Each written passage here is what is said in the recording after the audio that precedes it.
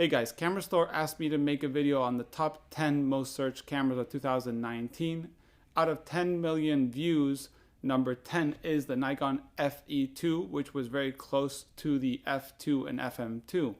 This camera packs an aperture priority mode. It has a max shutter speed of 1/4000 of a second, interchangeable Nikon mount, and it's fairly small. It has plus minus compensation.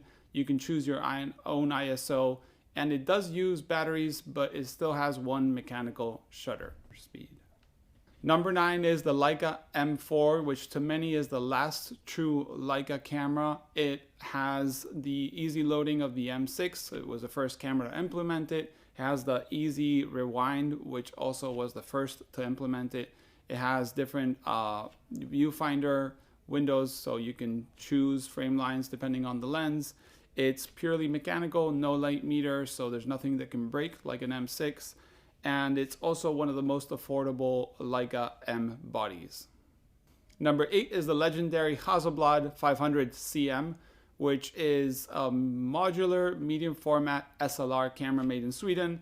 Uses Carl Zeiss glass, uses interchangeable backs, viewfinders, focusing screens, and all kinds of accessories. It's a fairly small package as a 6x6 camera, and also they're plentiful. So being plentiful means they're easier to repair, have spares and such. So it's probably not a surprise that it's one of the top 10. Number 7 is the Mamiya 7, the famous rangefinder medium format camera that has interchangeable lens mounts, has aperture priority or aperture priority lock, and it has a max shutter speed of 1/500 of a second. It lets you change lenses mid-roll. It has the fact that you can use a 135 adapter. It has leaf shutter lenses that you can basically sync at any speed if you want to shoot like that. It's also very small. It's kind of a little long, but it's fairly small and lightweight for a medium format rangefinder. And it uses superb Mamiya glass. Number 6 is the famous Olympus point and shoot MJ2, also called Stylus Epic in the USA. It has a 35mm 2.8 lens. It's weatherproof. It's easy to load. It has a spot meter, and it's basically very pocketable. And the clamshell design makes it easier to not scratch the lens or remember lens caps or anything like that. And it's in the medium range for price, which is fairly nice. Number 5 is the famous Leica M3. That was the first Leica to come out with the M mount. Before that, we had the LTM, Leica thread mount. And it's the most desirable by Leica collectors because it has the most pure mechanical experience. It has the biggest rangefinder distance, so it's more accurate for those wide open lenses like the Noctilux or Sumilux. It's very clean to shoot. The frame lines for 50mm is really clean. Focuses only to 1 meter, but it is the most iconic Leica with those little windows around the viewfinders, and that is probably why it's, you know, the classic most wanted Leica. Number 4 is the Pentax 6x7 or 6.7, the beast of an SLR by Pentax medium format camera, interchangeable lenses. It has a max shutter speed of 1/1000 of a second. It's easy to shoot because it's basically like a huge 35mm SLR. So if you're used to 35, it's a very easy step to take. It has the 105 f2.4, which has that creamy bokeh that everyone loves.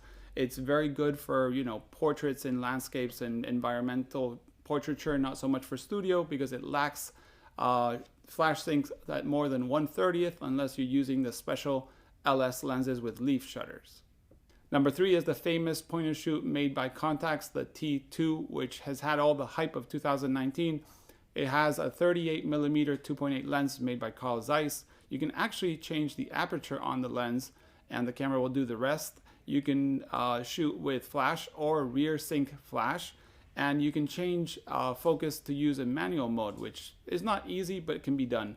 It's also very well built and easy to load and very pocketable. Number 2 is the Canon AE-1, the FD mount camera from Canon that has aperture priority. It's a very simple camera to start with. That's why most people starting on film go for the Canon AE-1. It has the FD mount that by many other cameras and can't be used by the Canon EF or EOS cameras, so they're cheaper usually. Plus the added benefit of, you know, when you don't know what you're doing with a light meter, this really helps you shoot. Number 1 is the Leica M6, which is probably the easiest camera to use due to the light meter built in. It's also a mechanical camera, so if you don't want to use a light meter, it's no problem. Or if it fails, which is they're starting to fail, it's also probably the most shared camera on social media and videos, so that's why it's probably the heavy hitter. Any other cameras with a light meter from Leica, like the M5 or M7, are usually worse or more expensive.